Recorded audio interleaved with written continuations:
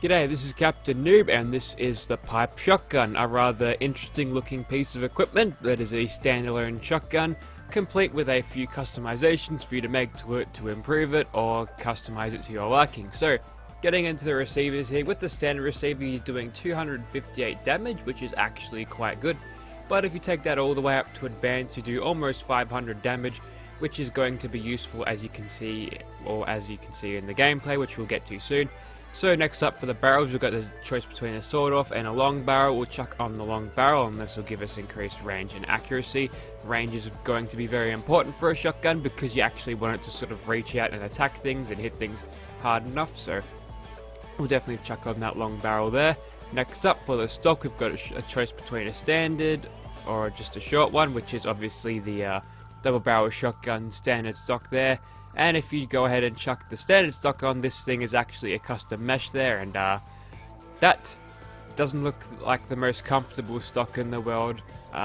This might actually do you a bit of damage to your shoulder, depending on how hard the recoil is, but yeah. So there's no sights you can put on this thing, which is fine, doesn't really need it, it's a shotgun, and you can choose between bayonets or a compensator. All of these very limit your range a little bit, so I'm not actually going to put anything on the muzzle slot. And of course there's always this legendary effect when the damage of this weapon isn't quite enough for you, so that's good.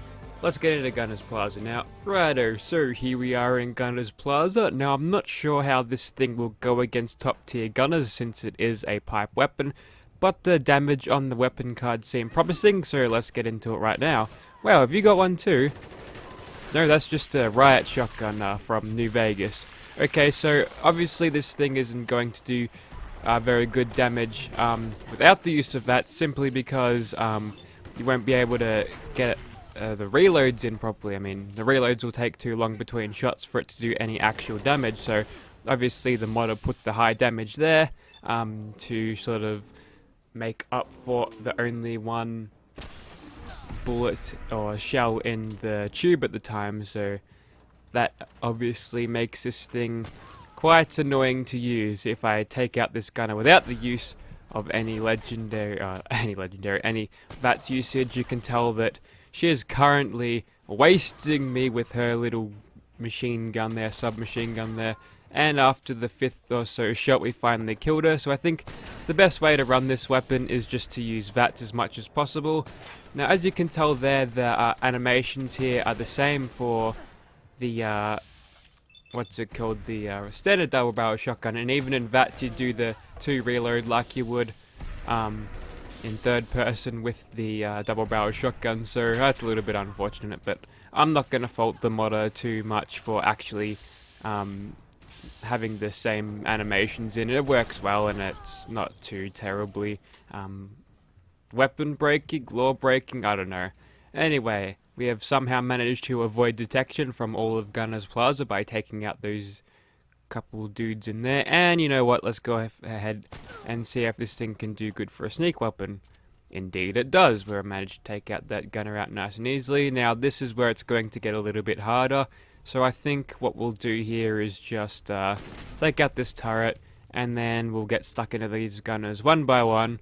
Just gotta wait for you to come closer, mate. Oh no, we'll just charge right into him, hug the wall, and open wide, gunner. There we go. Cop that, mate. And there we go, we've got another crit back, but we'll go ahead and shoot her a few times just to get our even more crits back. Or did I do a crit there? I'm not sure. I might have pressed the space bar, but I didn't see any animation, so I wasn't quite sure. Not paying attention here.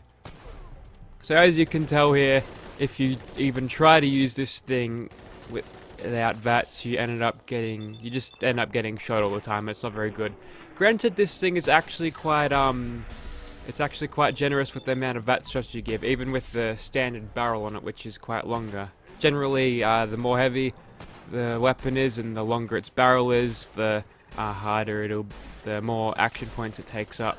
So if I could just get into nerd rage here, that would be good. There we go. And you know what, we'll go ahead and kill you, get you, and we'll finish off this turret here. So we'll crit this commander because he's obviously the toughest, and we'll shoot this turret straight after. There we go, so that gives us a little bit of health back just because we killed people in the Nerd Rage mode. But we're still very low in health. We probably have to take this nice and carefully. Even though it's a shotgun, that kind of eliminates the purpose of it. So this captain here can open wide. Looks like we've got 4 crits back at this time, so I think we'll be right to deal with the rest of these gunners nice and easily. We'll just go and sprint in. Obviously the moving target bonus to damage resistance will help us out in this respect, so that's good. We'll go ahead and crit you. One shots her. And you're next, buddy. There you go. And who is next for the shotgun surgery? Oh, what? Hang on, that one's got an irradiated weapon. That's fine. You can just keep shooting me. That would be good. Look at this. She'd be shooting me, but my health would be going up. She'd be like, huh? What is this bullshittery? So she had a Stalker's radium rifle, which is not the best radium rifle there is out there, but we've got a healthy bunch of health back from that little encounter, which is good. Sometimes ghoulish is a little bit counterintuitive, like you get shot but you heal, but you know, radium rifles are quite interesting weapons, and they seem to sync up well if you're low health and have ghoulish with no rads. But there you have it. That was it against Gunners Plaza. Use this thing in VATS or be dead. That's pretty much the main message from this. Righto, let's try this out in Swan and see how well we do. We might need some legendary effects on this yet to make this usable, but we shall see. So, as you can tell there, this thing has got pretty bad DPS onto it, and it's going to be extremely difficult to kill Swan, but he's staying there nice in one spot, so I guess we'll go ahead and try to light him up in VATS as much as possible. So there's a crit there. We'll just keep on critting him, I suppose. This is the only way we could possibly do a lot of damage to him. Just gotta stay out of range of his hammer, and I think this weapon's range is just about long enough to make sure we're able to just keep hitting him. So he's gonna throw his rock at us. Oh, okay, there's his hammer. Is he following along? I don't know. His movement seems to be a little bit weird. But, yeah. So this thing, obviously, it's not the best weapon for taking out a boss like Swan. Generally, you want an automatic weapon, preferably with a high rate of fire and a high mag capacity, such as a minigun or a Gatling laser. But this thing being only one shot in a mag, I suppose, and being, having that long reload isn't going to help it. And as you can tell there, it's going to be a long time to kill Swan, but instead of wasting your time, I feel like this is a perfect time to chuck on the legendary effect called Never Ending. So let's go ahead and chuck that on, then we can come back to Swan. Alright, now we've got the Never Ending effect on this thing, and Swan is being harassed by a bunch of insects, so that's good. So we'll just get stuck into him nice and quickly. And yeah, this is a good time to bring out how cool the sound is of this weapon. It sounds kind of cool, so that's good.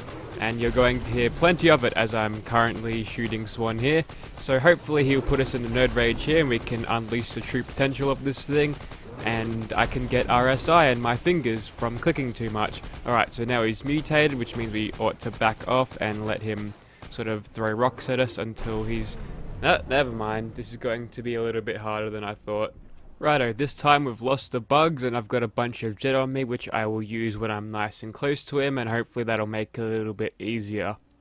Now, in terms of performance of this weapon, I'm not going to go too hard on it because obviously as a pipe shotgun it's going to be a low tier, bottom tier weapon anyway, so I'm not really disappointed or salty about the performance of this weapon. Alright, let's get stuck into this, and yep, if you could just turn around that would be good, and then I can just continually shoot you really fast like this, and hopefully we can get a kill on you before our slow time is up. And there you go, there's the sound in slow motion. Oh, I think we got stomped on in the real first person there, but don't worry, we can survive that. How much health you got left in your Swan? Not enough. So there we have it. That's if you can count all the shots that I just shot into him there, and good on you, but that was a hell of a lot of them. And there you have it. I think that is a good time to call it for the handmade pipe shotgun here, so that's good. Got an extra 100 rounds there, excellent. And yeah, if you'd like to see this weapon in your game, be sure to check out the description. There shall be a link there. This thing is on PC definitely, and if it is on Xbox One, yeah, go ahead and check out the description, it should be down there too. And thank you for watching, guys. Although I don't actually recommend this weapon, there are a lot better shotguns out there, so you know what, this thing is more for the role players, I suppose, and maybe if you're a low level you want to have this weapon sort of from the get-go or something. It's a nice little lore piece here, I suppose. So yeah, thank you for watching, guys.